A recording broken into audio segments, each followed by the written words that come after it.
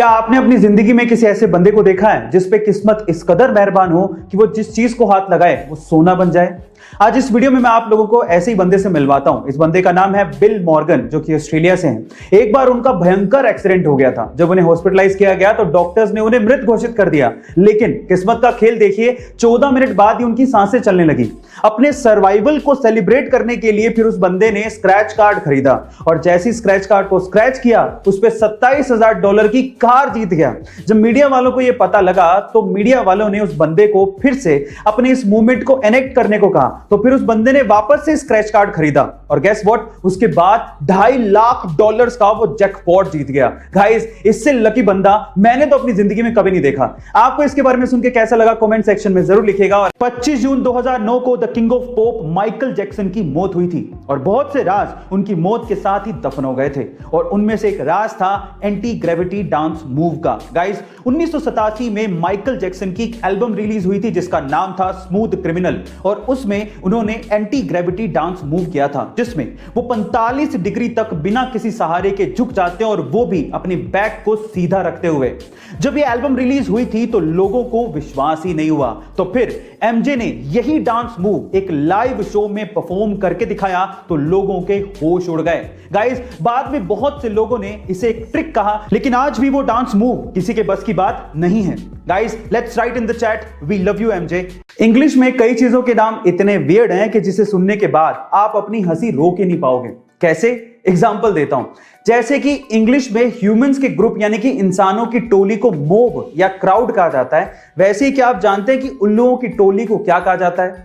उल्लुओं की टोली को इंग्लिश में पार्लियामेंट कहा जाता है। इसी तरह से वाइल्ड बीस्ट की टोली को कंफ्यूजन, जिराफ की टोली को टावर, राइनोस की टोली को स्टबर्ननेस और पांडास की टोली को एम्बैरेसमेंट कहा जाता है। अब इन्हें इनाम क्यों दिए गए आप लोग चैट सेक्शन में जरूर लिखिएगा। जब किसी लड़की या महिला को कोई घूर रहा होता है तो वो लड़की या महिला अपने कपड़ों को ठीक करने लगती है। वो ये सोचने लगती है कि कहीं से कुछ दिख तो नहीं रहा, उसने कुछ गलत तो नहीं पहन लिया।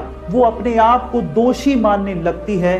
उस हर महिला और लड़की से आज मैं ये कहना चाहता हूं कि इसमें आपकी कोई भी गलती नहीं है। और साथ ही साथ सभी लड़कियों और महिलाओं को एक कानूनी अधिकार भी याद दिलाना चाहता हूं कि अगर आपको कोई 14 सेकंड से ज्यादा घूरता है तो आईपीसी के सेक्शन 294 एंड 509 के तहत यह कानूनी दंडनीय अपराध है और उस व्यक्ति को सजा भी हो सकती है। Guys, stop teasing and raise voice against it. कुछ सालों पहले यूएस का एक बंदा प्रॉपर्टी खरीदना चाहता था, लेकिन उसे अर्थ का रियल एस्टेट बहुत ज्यादा महंगा लगा। एक रात को जब वो आसमान में चांद को देख रहा था तो उसे सिर्फ चांद नजर नहीं आया, उसे चांद पे रियल एस्टेट की अपॉर्चुनिटी नजर आई। एक्चुअली 1967 स्पेस एंटिटी जिस पे दुनिया के लगभग सभी देशों ने साइन किया है, उस पे ये लिखा हुआ है कि किसी भी देश या उसी सरकार का हमारे सोलर सिस्टम के सेलेस्टियल बॉडीज पे कोई अधिकार नहीं होगा, लेकिन उस पे किसी इंसान का जिक्र नहीं है। इसीलिए इस बंदे ने यूएन को एक लेटर लिखा और अपने आप को मून का ओनर घोषित कर दिया। वहां से कोई ऑब्जेक्शन आया नहीं तो इसने सोचा कि मुझे अप्रूवल मिल चुका है और तब से लेके आज 41 सालों तक वो और उसका बेटा क्रिस मून पे प्रॉपर्टीज सेल कर रहे हैं और वो लोग मून के 200 मिलियन एकड़ के मालिक हैं और वो भी $0 में। गाइस, अगर आपको मून पे प्रॉपर्टी खरीदनी है तो आपको इनसे कांटेक्ट करना पड़ेगा। आपको ये इंफॉर्मेशन कैसी लगी चैट सेक्शन में जरूर लिखिएगा। महाराष्ट्र के नासिक से कोरोना वैक्सीन को लेके एक अजीब सा वाकया सामने आया है। नासिक के अरविंद सोनार का यह दावा है कि वैक्सीन की दोनों डोजेस लगवाने के बाद उनके शरीर में चुंबकीय शक्तियां पैदा हो गई हैं। वो मैग्नेट मैन बन चुके हैं। मतलब यह कि उनके शरीर से सिक्के और चम्मच चिपकने लगे हैं।